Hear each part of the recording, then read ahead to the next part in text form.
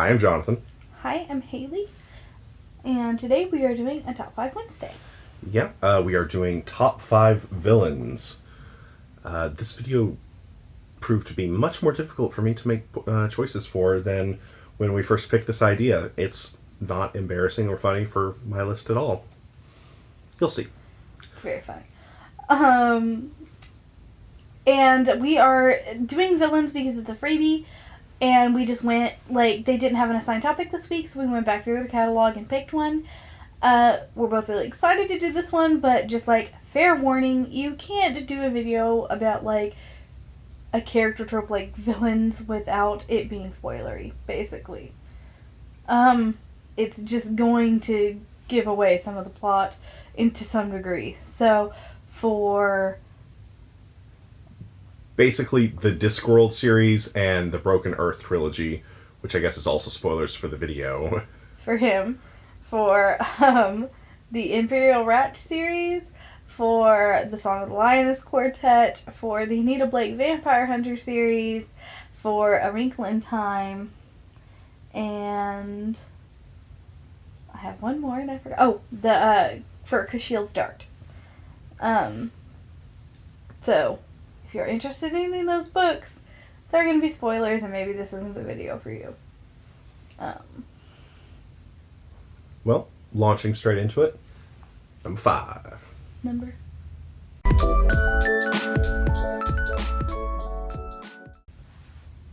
can go first. Okay, so I did the Magpiers from Carpe Jugulum by Terry Pratchett, which is part of the Discworld series.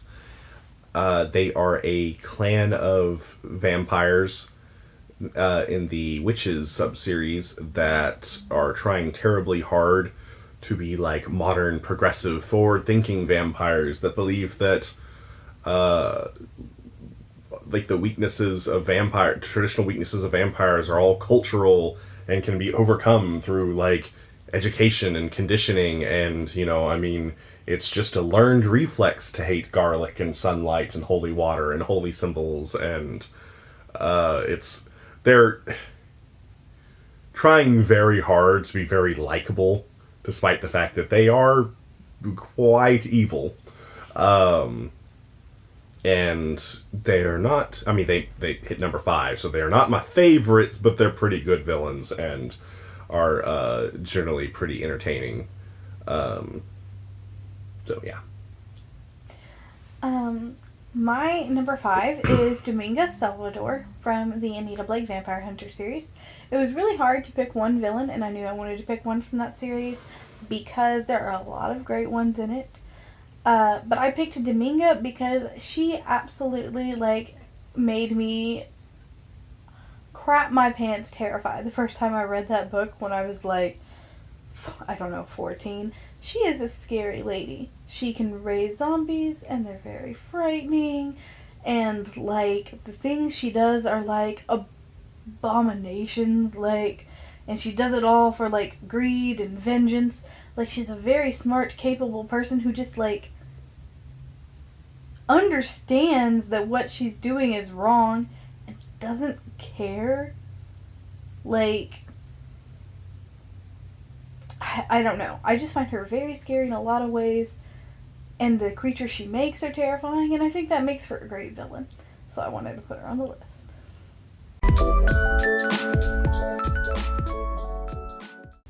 My number 4 pick is Guardian Shafa from the Broken Earth trilogy by N.K. Jemisin. He is freaking scary throughout, even through major character developments and all that. At every point, he's terrifying.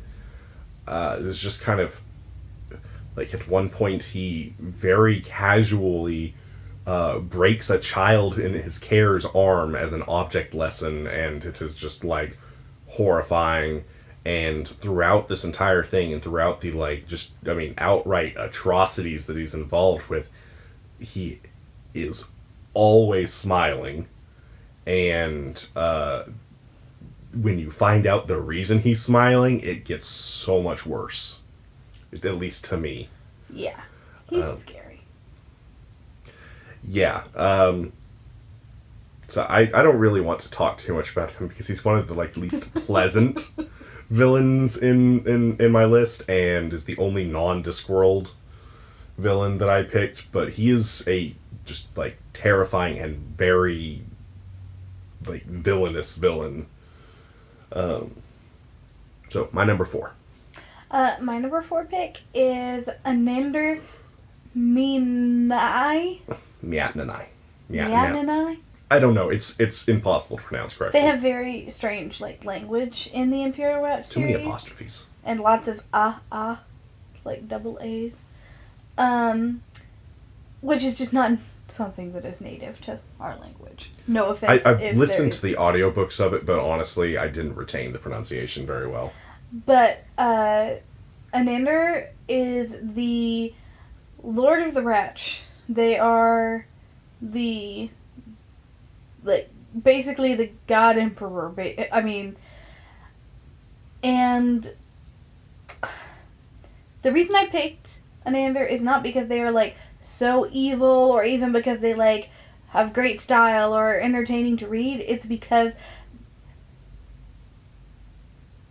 it's a fabulous plot device that is like the center of why they are a villain. And I say they for a reason. I mean, we said it was spoilery, so I guess I can just say that. But if you want to spell it out, yeah, go right ahead. Yeah, there are multiplicity of a person.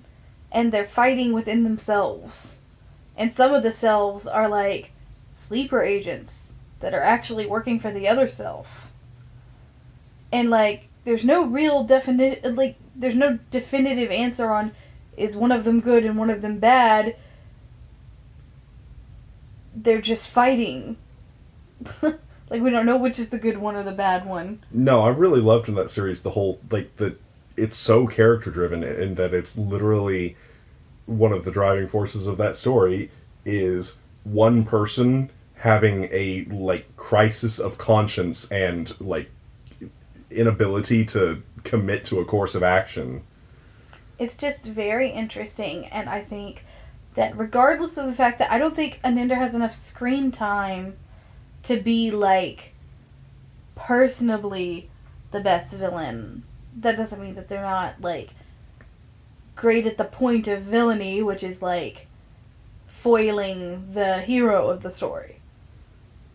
So, I really enjoyed it, and honestly, I wish there was more. Yeah. I understand you're working on another series, and Lucky, no judgment, just very much enjoyed that. Very much so. My number 3 pick was Reacher Guilt from Going Postal, which is another Discworld book, and he is a con artist turned CEO type character, and he's just so like intensely affably evil, and it's just it's not even so much that I like him so much as just the dynamic of that book where it is two con artists like feuding with each other, and like, you know, and they're like attempting to con each other in the public eye and all that. It's just deeply satisfying. I like that sort of thing, and it was good. But yeah, he does it with style. He just tells the world what he is and is so personable that you're like, but what a fellow. You can trust him because he's so clearly, a pirate and a con artist. It's weird but great, and I enjoy it. That sounds really enjoyable. He has a parrot that he's trained to say 12.5%, as in pieces of 8. He wears an eye patch. My goodness. This world never holds back on the silly. It wants you to enjoy yourself. Yeah, there really aren't any. But anyways. My number 3 is... I picked The It. Not It as in Pennywise from Stephen King, but The It from A Wrinkle in Time, which is this, entity of evil that takes the form of a large brain, but can also possess people. And it is terrifying. I think it is easily the most evil villain of any book I've ever read. Like, it just is. It calls itself the universe's happiest sadist at one point, because it delights in causing pain and inflicting, like, or not even pain, but just, like, imposing its will on other people. Like, it doesn't really care if it's painful or not, but, like, it expects that it will be, and it quite enjoys it when it does. Like, the scenes where you get an idea of what it's doing, and it's, like, making the children all bounce their balls in the same rhythm, and then, like, you see a child taken away because they can't bounce their ball in the same rhythm, and you know they're gonna be, like, go psychically tortured. Oh, I don't know. And then it's just a giant brain, which is also scary. It's like the core of a planet. Like, and controlling them from the FBI, CIA, like a spy. Because it's controlling a bunch of people. That's scary to me. I don't think that any movie version of A Wrinkle in Time has done a very good job of describing the evil that resides within Camazotz, but I think it deserves a list. To be on the list. That's what I mean. Yeah. We'll just leave that in. Okay. We misspeak all the time. We do.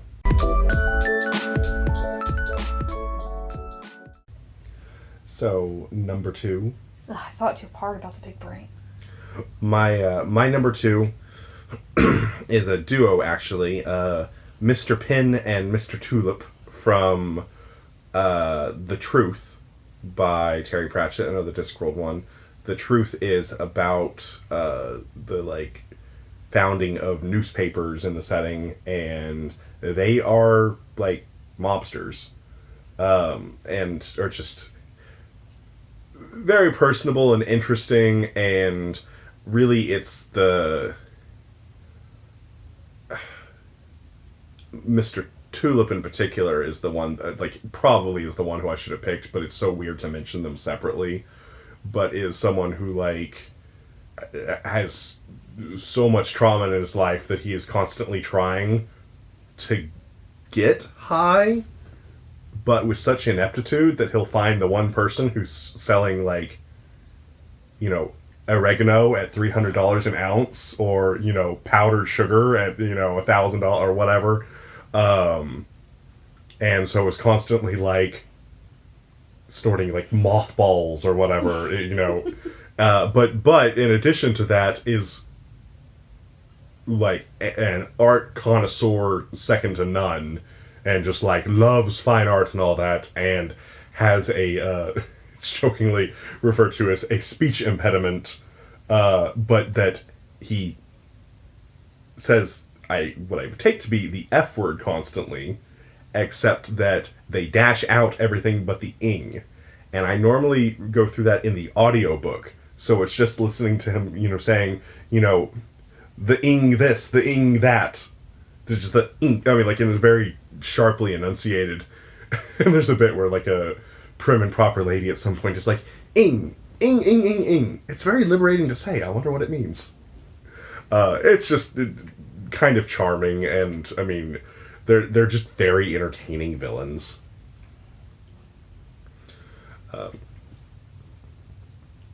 Me now? Mm-hmm. My number 2 is Roger, Duke of Conte from the Song of the Lioness Quartet. I mostly picked him because he is basically like Scar from The Lion King, but a person. Like, wow, yeah, he is. It's like his entire, and I love Scar, and Roger is just like slinking around being obviously evil all the time, but nobody acknowledges it except for the main character, who's just like, do you not notice him literally trying to hypnotize people? Did you not? Everybody... He's standing in the corner cackling evilly. Like, Did no one else notice that he's, like, literally daring children to go to the city that eats children? Yeah. Like, it's... I don't know. It's sort of funny, except for it's so terrible in the story. Like, terrible things are happening. People are dying because no one's paying attention to the fact that this guy is evil because he's got them all under his spell. But also, he does everything with great style. And he's just, like, so classically evil.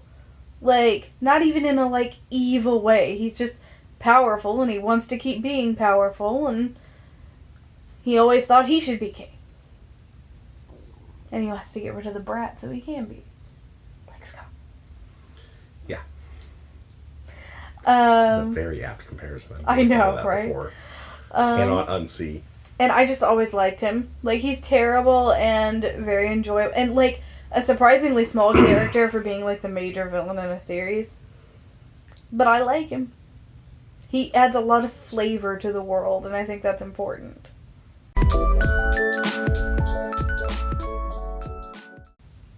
Okay, what about our number one? My number one pick is Carcer from Night Watch by Terry Pratchett, the Discworld series. Night Watch is just easily my favorite book of that 41 book series, all of which I love, so I mean, that's saying something. He is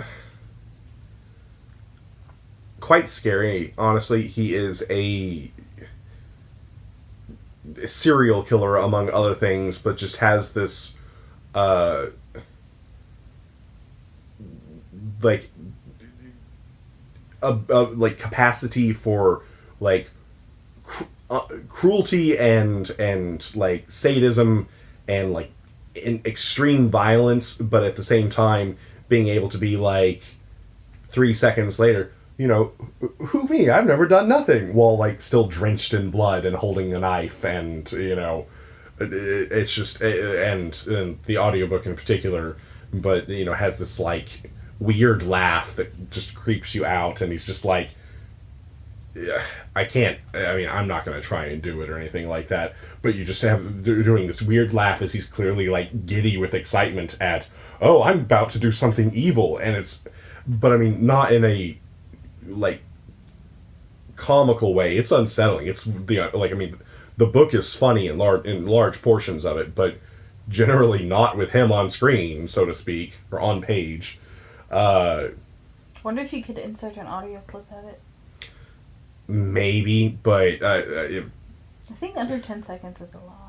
Yeah, I mean, I could probably do it, but it's just one of those things, though, where it's just, you know, that he is so, like, giddy with anticipation for doing something horrible, and you're just like, there's a bit where he's talking to a couple of, like, military officers, and he's like, you know, they're just like, he's an utter bastard. He's the sort of guy you have to hang as an example to the others. He's the sort of person who, like, signs up for the pillaging. And, just, you know, I don't know, it was just, he's terrible and cruel, and there's but shifts gears so quickly between sociable and, like, almost charming if you don't know that, you know, he is just terrible underneath, and, like, just instantly with no break or anything like that, and you're just sort of like, neither is the mask, both is, he's just, yeah. My number one is Melisandre Karzai from Charizard? Realizing I've never had to say that name out loud before. But Melisandre from Cashil's Dart and from the entirety of that series, though she is really arguably only a villain in one of them. I don't know, maybe two. Don't ask me. I've read them, but I mean, she's definitely a villain in the first one. Melisandre is, like, graceful and perfect in every way. Like, she's so charming and interesting and intelligent, and everything she does is so thoughtful, and she's so likable. She's, like, deeply likable, except for she's also a treasonous piece of crap. Like, She is only out for herself. But, like, to be able to do anything with that amount of style, like... But... Hashtag life goals. Seriously. Like, if I was gonna be a villain, that's what I'd want to be. But it's, like, terrible because she's, like, doing all these interesting, amazing things that, like, catch your eye and make you want to like her, and then she literally has her best friend slaughtered. Like, her long-term best friend of her entire life. And, you know, everyone he knows and loves. Like, I really can't think of another character that's much like her in any book, really. But she's very, very fun to read. And very villainous in, like, the best possible way. So, I made her my first. I love her. It's hard to hate her even though she kills people I like. So that's our top 5 villains. Leave a comment down below. Tell us about your favorite villains. By the way, there are also, of course, other villains that we would have loved to name, but the prompt did specifically say, please don't use anyone from Harry Potter. So we didn't. That actually wasn't necessary for me. They were not. I was immediately like, Discworld, Discworld, Discworld, Discworld, Discworld, Discworld, Discworld. Yeah, you obviously were like Discworld. Yeah. I don't know if you'll noticed his 4 Discworld. So, yeah, seriously, though, Shafa was like, I need to have one that's not Discworld. And I originally had 2, and then I was like, you know, thinking about it more, I'm sorry, you lose out to another Discworld. If I had spent more time preparing for this video, I would have eventually talked myself out of Shafa. But if you really want to take on a challenge, like, try to pick some that aren't from, you know, the most, like, don't pick a Star Wars character even if you read Star Wars novels. Don't pick Harry Potter. Pick someone a little different. Yeah, we'd love to hear your top 5 or even just your favorite villain. You know, if you like this video, give it a thumbs up. Smash that subscribe button if you want to see more content from us. Totally stealing that. I was like, Seth, don't sue us. Yeah, sorry if you have that trademarked. We just like your videos. And links to our social media and all the books we mentioned are down. Follow in my the new Instagram. doobly-doo. I made an Instagram that's like only bookie stuff, so you don't have to see photos of my kid all the time. Check it out. And we'll see y'all again next time. Bye.